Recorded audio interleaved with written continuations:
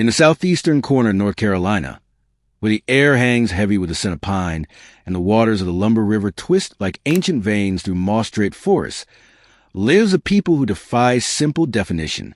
They call themselves Lumbee. To outsiders, they are a mystery. To their descendants, their survival written in blood, water, and time. No towering totems or buffalo hunts define them.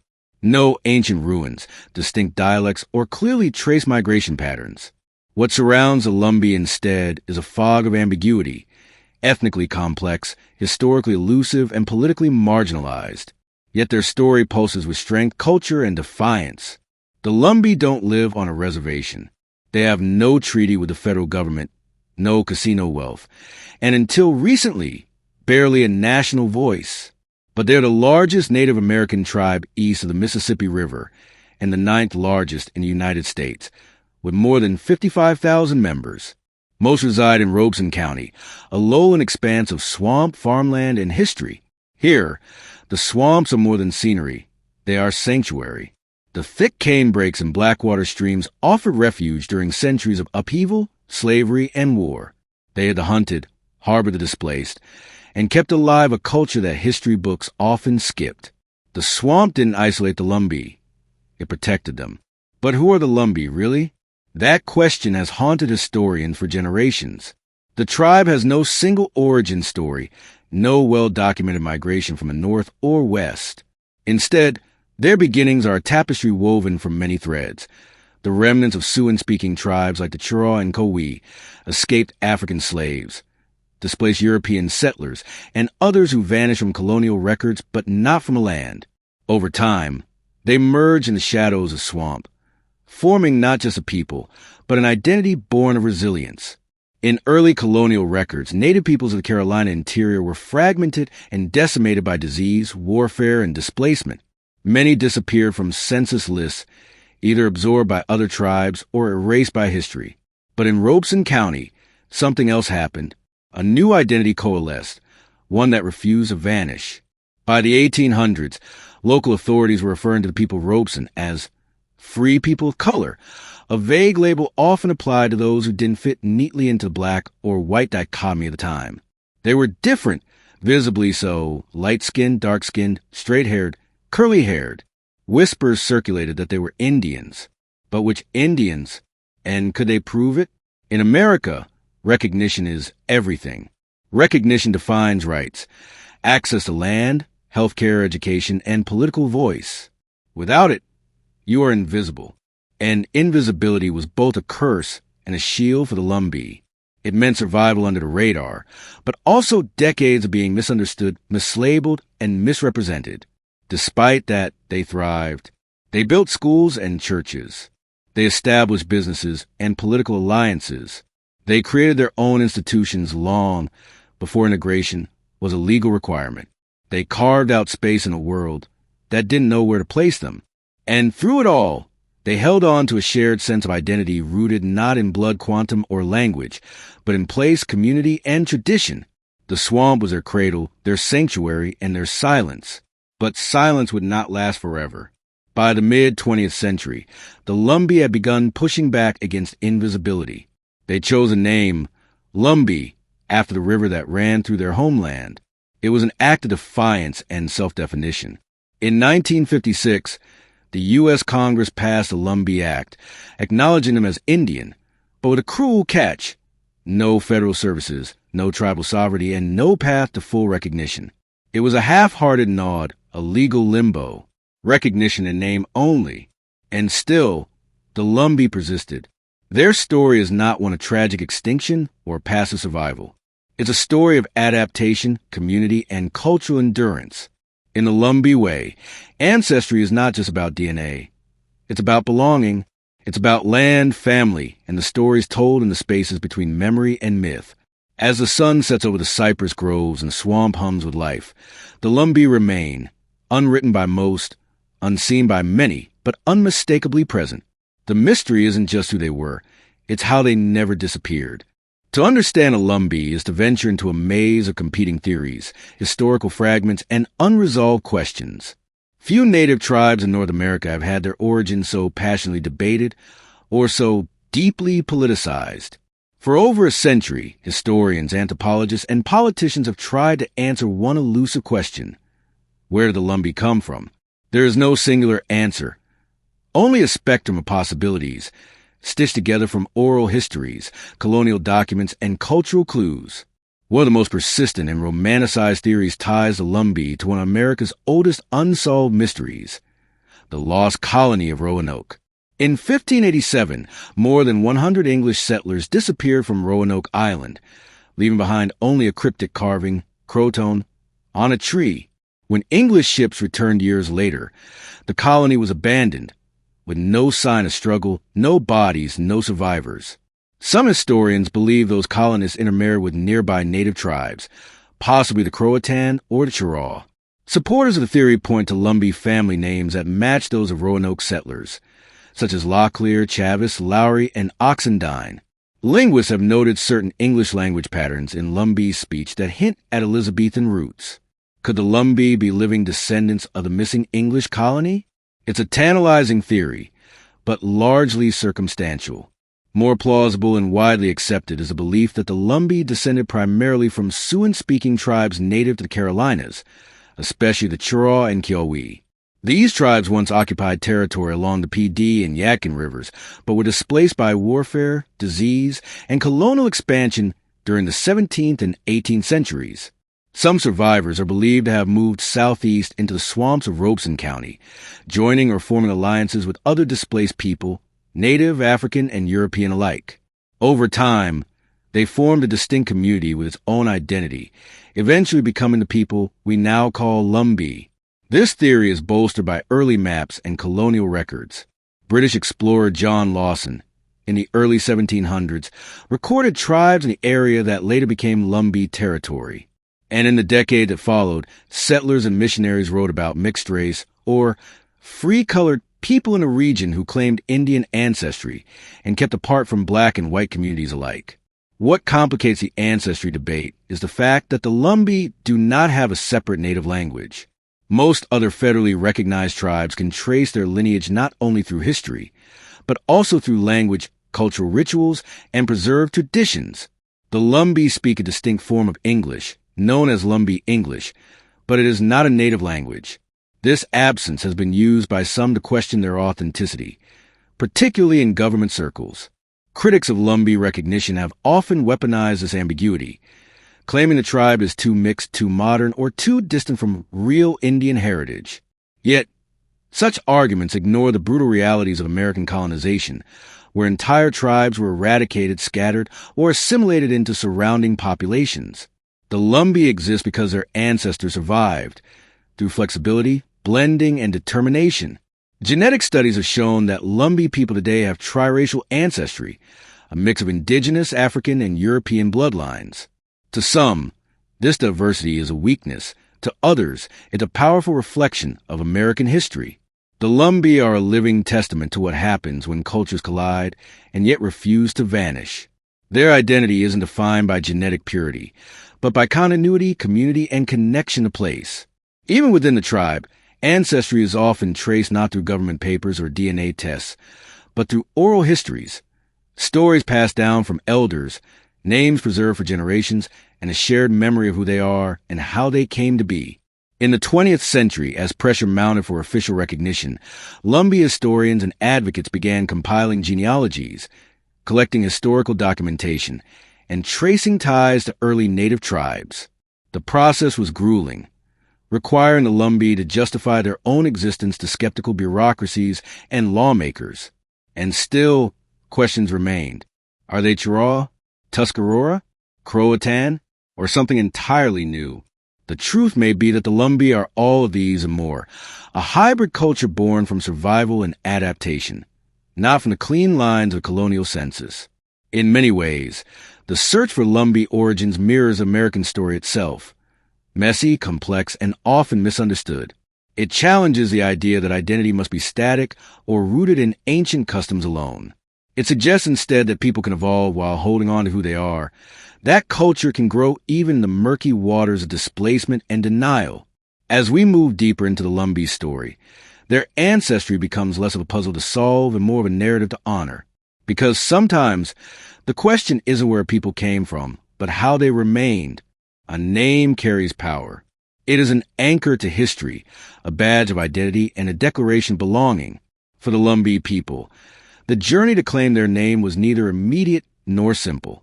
It was an act of self-determination, born out of necessity, politics, and pride. Before they were known as Lumbee, the people of Robeson County wore many labels, few of them chosen. Early census takers and colonial officials called them free people of color, mulattoes, mixed race, or Croatan Indians. None of these names captured their identity accurately. Each one reflected a limited understanding from the outside, looking in. In the mid-19th century, they were often referred to as Croatans, drawing from the theory that they descended from a native Croatan tribe linked to the lost colony of Roanoke.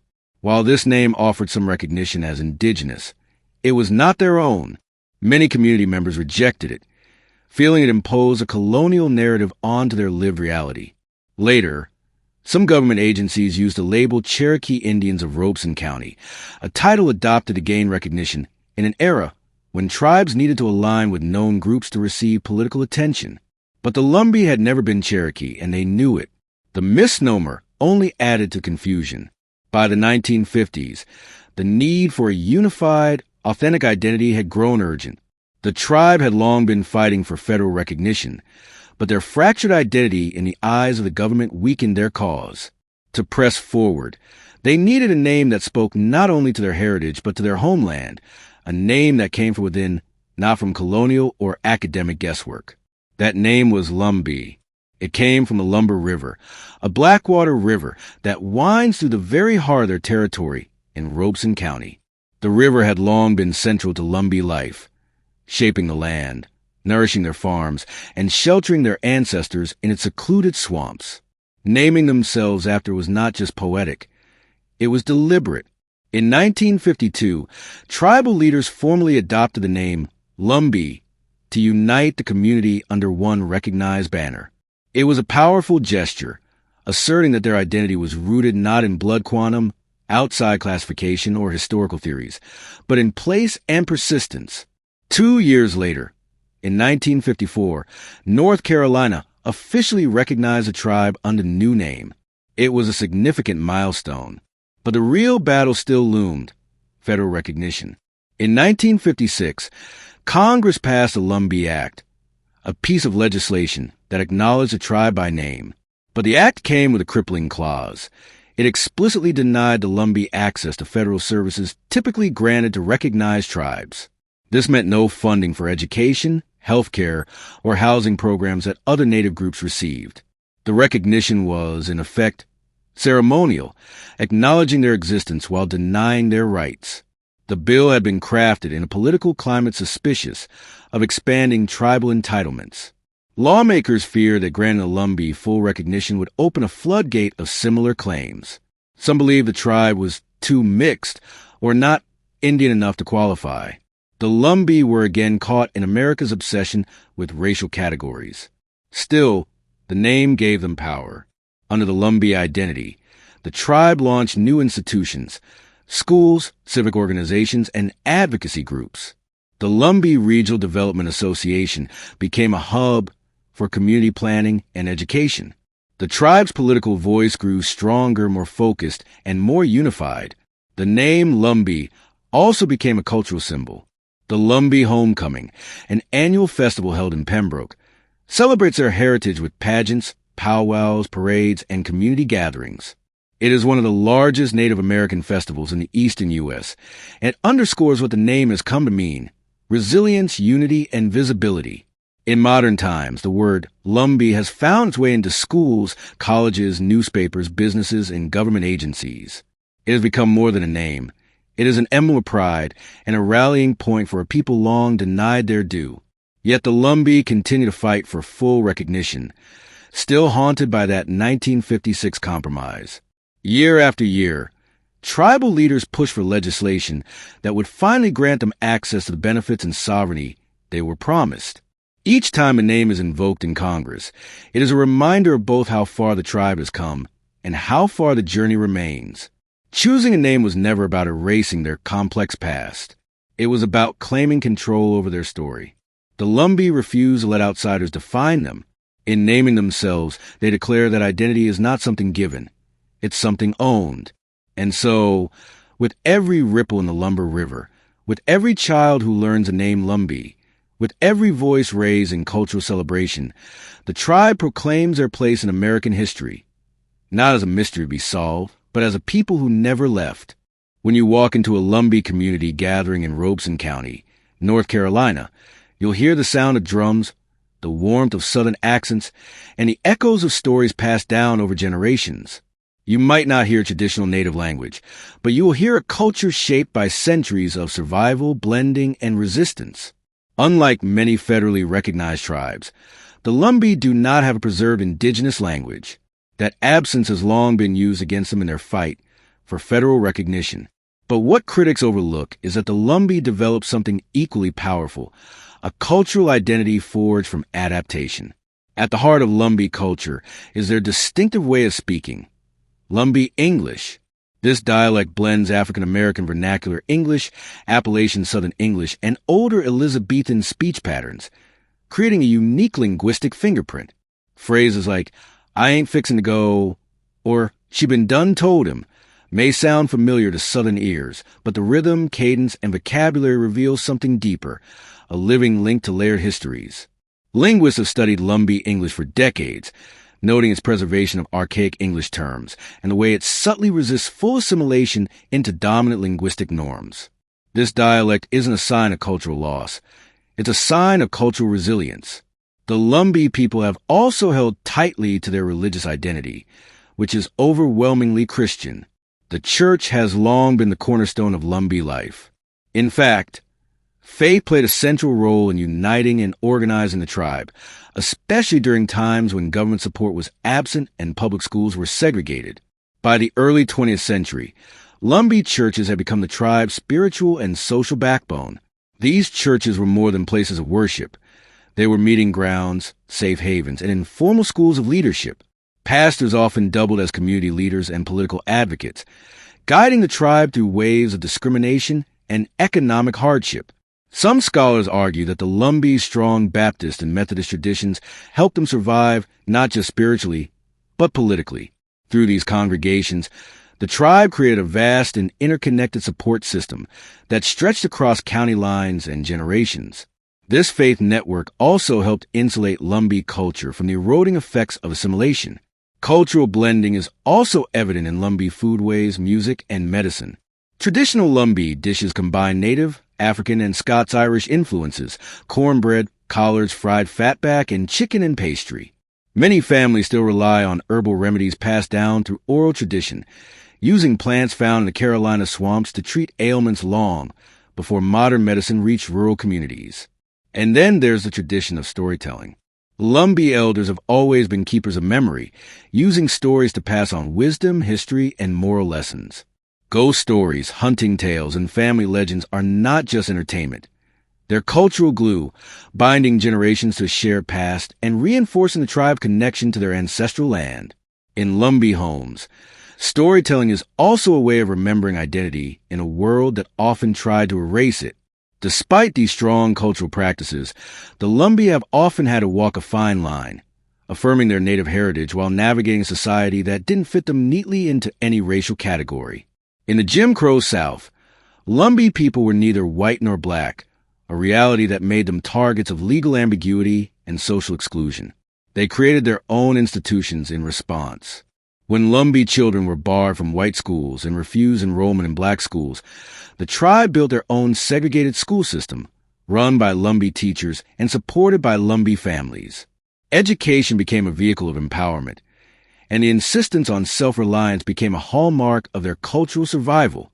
Through it all, Lumbee culture evolved, not as a relic of the past, but as a living, breathing force.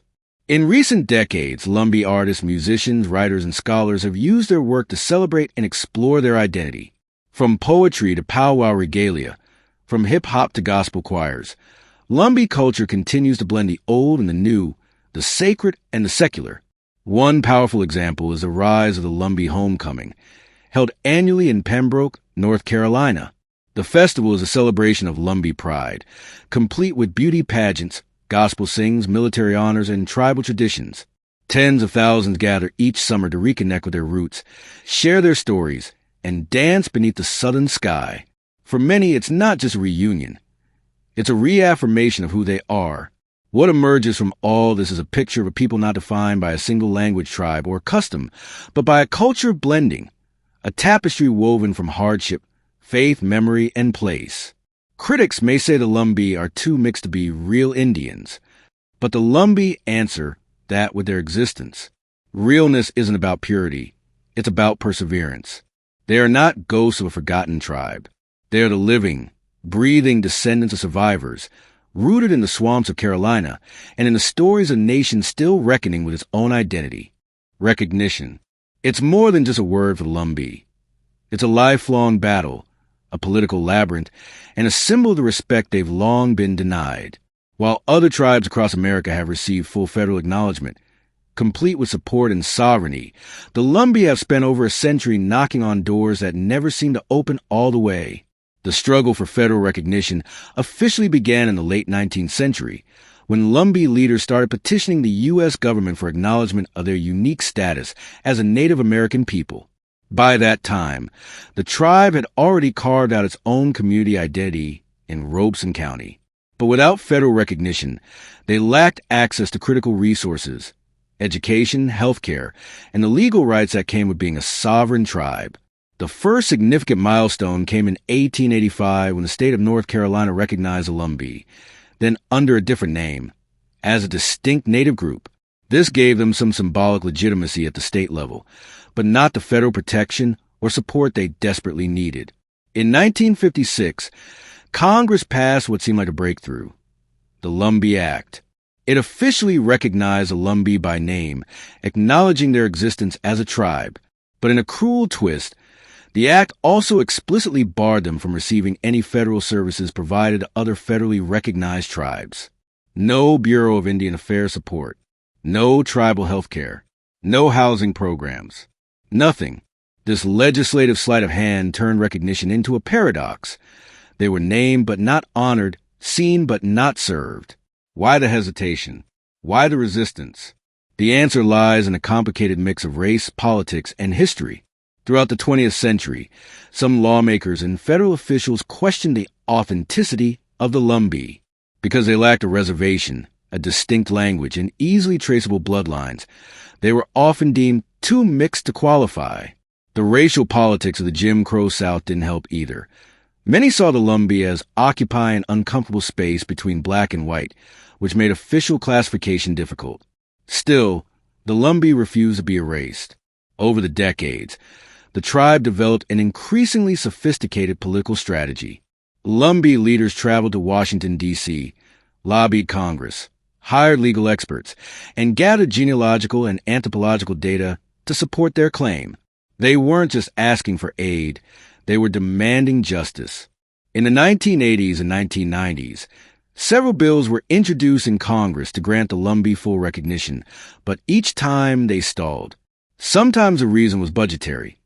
Other times it was opposition from other tribes, who worried that federal recognition of the Lumbee might dilute existing resources or set a precedent for other non-recognized groups. Despite the setbacks, the Lumbee never stopped. Each generation took up the fight, passing the torch like a sacred mission. Local leaders like Julian Pierce, a civil rights attorney and Lumbee activist, helped organize legal cases and build political momentum before his life was tragically cut short in 1988. His murder shocked the community and remained shrouded in controversy, but it only deepened the tribe's resolve. More recently, politicians from North Carolina have become vocal advocates for the Lumbee cause. The tribe has garnered bipartisan support in both the House and Senate. In 2020 and 2021, new versions of the Lumbee Recognition Act passed the House of Representatives, yet they again stalled in the Senate. Even in the 21st century, the path to recognition remains steep, tangled in bureaucracy and shifting political winds. In the meantime, the Lumbee have built their own institutions to serve their people. The University of North Carolina at Pembroke, founded in 1887 as a school for Indian students, has become a symbol of educational empowerment. The Lumbee Tribal Council, established in 2001, governs tribal affairs and leads initiatives in housing, health, and cultural preservation, even without full federal support. Still, the cost of incomplete recognition is real. Lumbee families continue to struggle with underfunded healthcare systems, inadequate access to education and employment opportunities, and a lack of sovereignty over their own lands and legal matters. Without full recognition, the tribe remains in a kind of limbo, legally native but politically invisible. To this day, many Lumbee citizens carry a mix of hope and exhaustion. Hope that the next Congress might finally act. Exhaustion from decades of rejection, revision, and red tape. Yet through it all, their message remains clear. We are still here. They are not waiting to be defined. They already know who they are. Recognition is not about validation. It's about equity. It's about the government catching up to what the Lumbee have known for centuries, that they are a sovereign people with a story all their own, a people who have endured, a people who have organized, a people who have refused to vanish beneath the waves of history. And their fight is not over yet. On a cold January night in 1958, in a clearing near Maxton, North Carolina, the Lumbee made history. Not with petitions or court cases, but with a shotgun blast that echoed across the South. It was a night a community stood up, unarmed but unafraid, and sent a message that would reverberate to the era of civil rights and resistance. We are not your victims. This was the Battle of Hayes Pond, also known as the Maxton Riot, a defining moment in Lumbee history. It began with a man named James Catfish Cole, a Ku Klux Klan leader from South Carolina, a slick-talking preacher with a taste for confrontation. Cole had been organizing Klan rallies throughout the South, spreading his toxic ideology in places he believed were vulnerable to white supremacist revival. In 1957, he set his sights on Robeson County, home to one of the largest Native populations in the eastern U.S. To the Klan, the Lumbee were an anomaly. They didn't fit into the tidy racial categories that segregation depended on. They weren't white. They weren't black. And they refused to stay quiet. Cole claimed the Lumbee were mongrels and accused them of marrying white women, something he deemed an unforgivable sin in his twisted worldview. He printed flyers, stirred up hate on local radio stations, and promised a massive rally to put the Indians in their place. His plan was to hold a public meeting near the Lumbee community in Hayes Pond, just outside Maxton. What Cole didn't count on was the Lumbee's spirit of defiance. As news of the planned rally spread, so did outrage. Lumbee men and women, many of them military veterans, began organizing quietly. They had endured a long history of racism, segregation, and marginalization. But this, a torchlit Klan rally in their own backyard, that was a line no one would let stand. On January 18, 1958, Cole and his small band of Klansmen arrived at the rally site. They brought a PA system, a single floodlight, and their usual arsenal of intimidation tactics. But what they saw when they arrived was not an audience, but a resistance. Over 400 armed Lumbee men, some with shotguns, others with rifles, surrounded the field. Many wore fatigues or hunting gear. They did not come for violence. They came for dignity. And they made it clear, this would not be Mississippi or Alabama. This was Lumbee country. As the Klan attempted to start their speech, the Lumbee crowd surged forward. Some pulled down the floodlights. A shotgun blast, fired into the air, shattered the darkness and the illusion of Klan power. The crowd cheered. Panic erupted. The Klansmen scattered, some diving into ditches, others fleeing into the swamps. James Cole himself barely escaped. His rally was over before it even began. The Lumbee didn't kill anyone that night. They didn't burn crosses. They didn't lynch. But they did something far more powerful. They humiliated the Ku Klux Klan on their own stage.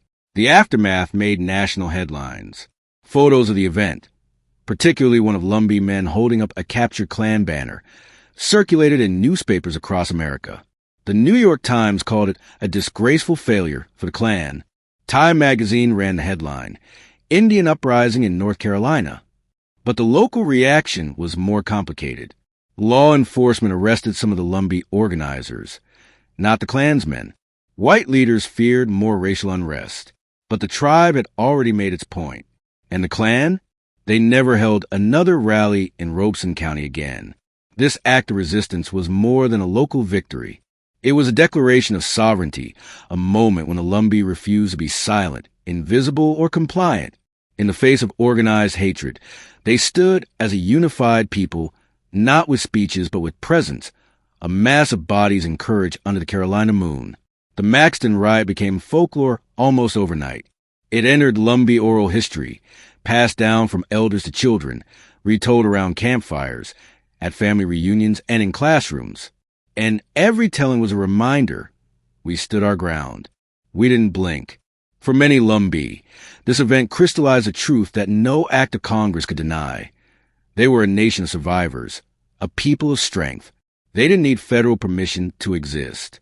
They didn't need validation from outsiders to know who they were. And in that moment, they didn't just defend their dignity, they defined it. In the story of the Lumbee, much of the public spotlight falls on battles, politics, and community resilience. But behind every movement, every moment of survival, stand the Lumbee women, the heart and backbone of their culture.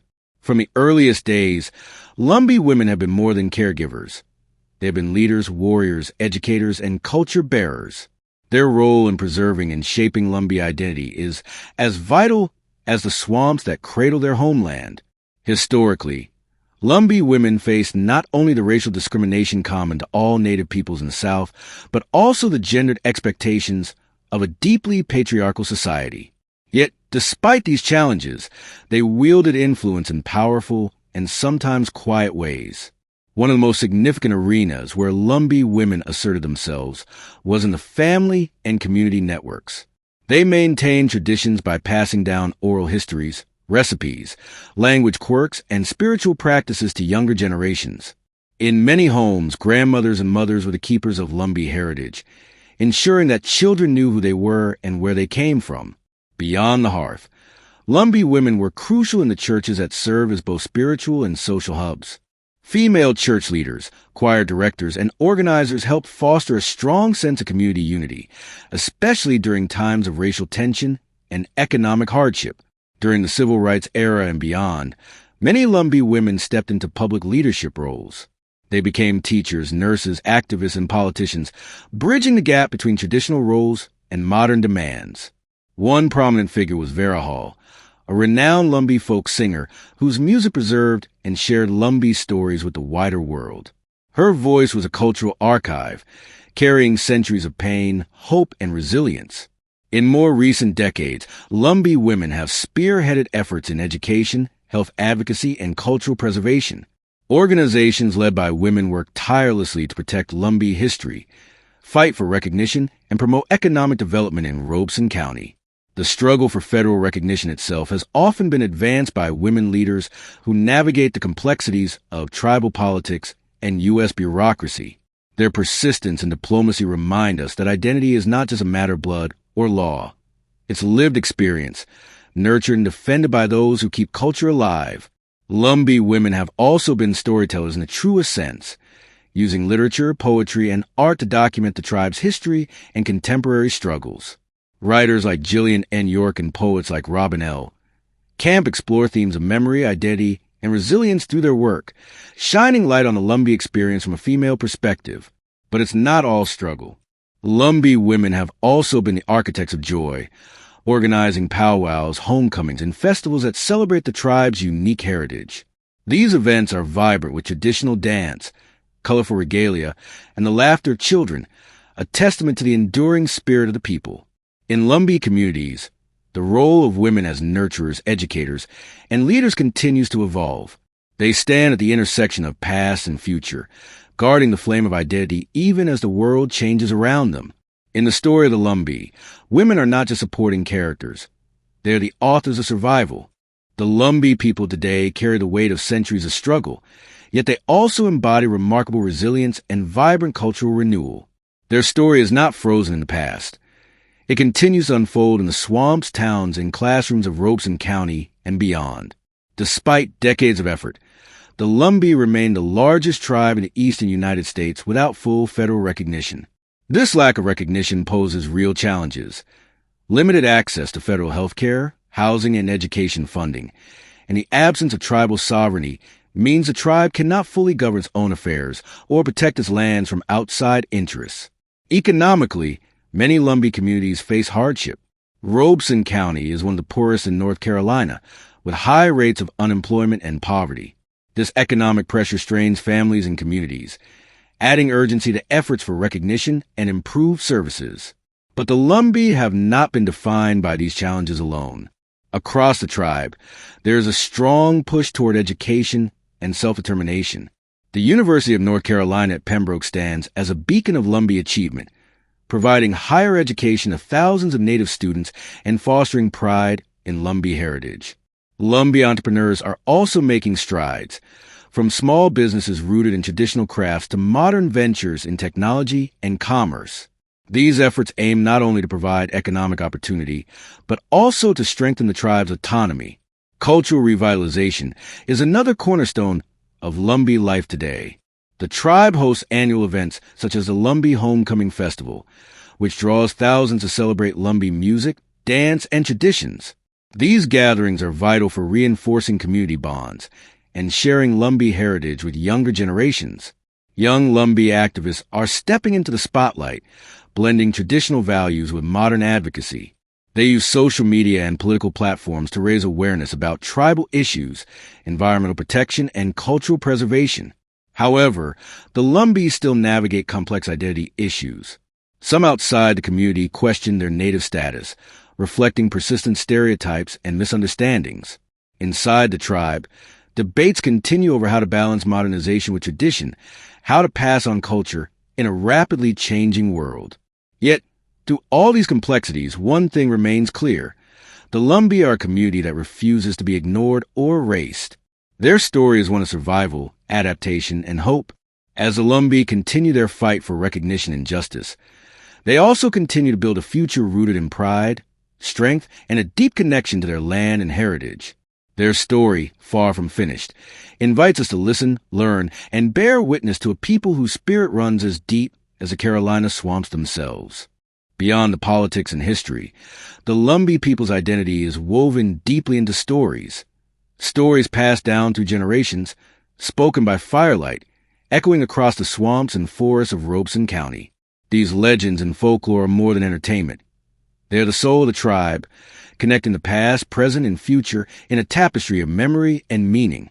One of the most famous Lumbee legends is that of the Cherokee Rose, a story tied to a beautiful flower said to have sprung from the tears of a Cherokee mother mourning her lost children during the Trail of Tears. Though the Lumbee are not Cherokee, the rose symbolizes endurance and hope, qualities central to Lumbee identity. Another tale is that of the Swamp Woman, a mysterious figure said to guard the hidden places of the swamps. According to local lore, she protects the tribe's secrets and punishes those who disrespect the land. Her story serves as a reminder of the sacredness of nature and the deep connection the Lumbee maintain with their environment. Lumbee folklore also includes numerous animal stories, where creatures like the fox, bear, and owl appear as tricksters, teachers, or omens. These animals often carry moral lessons, guiding behavior and reinforcing community values. Music and dance, too, are carriers of legend. Traditional Lumbee songs recount battles, migrations, and celebrations, keeping history alive in rhythm and melody. Powwows and stomp dances are not only social events, but ritual acts that reassert tribal unity and cultural continuity. Storytelling is a communal act, often led by elders who hold the tribe's history in their memory. These moments are cherished opportunities for younger Lumbee to learn their language, customs, and values.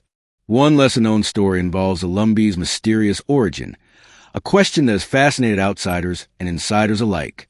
Some oral histories speak of the Lumbee descending from a lost tribe of the Cherokees, others from early Spanish explorers or intermarried settlers. These stories may differ, but they all reflect the tribe's deep-rooted connection to their land and people. Importantly, these legends are living traditions, not just relics. New stories are created today, reflecting contemporary experiences and challenges, ensuring the Lumbee narrative remains vibrant and evolving. In this way, Lumbee folklore is more than myth.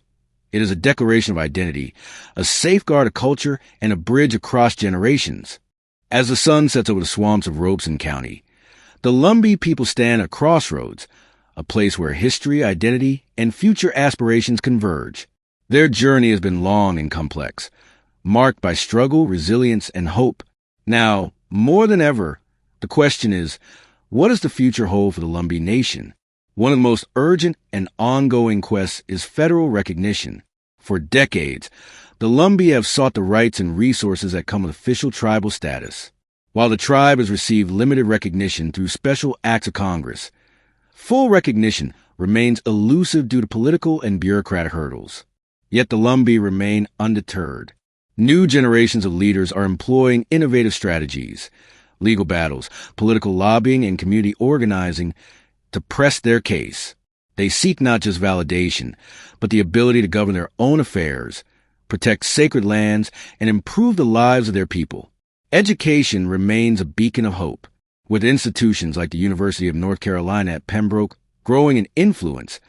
The tribe is investing in its youth, preparing them to lead in a globalized world while staying rooted in their culture.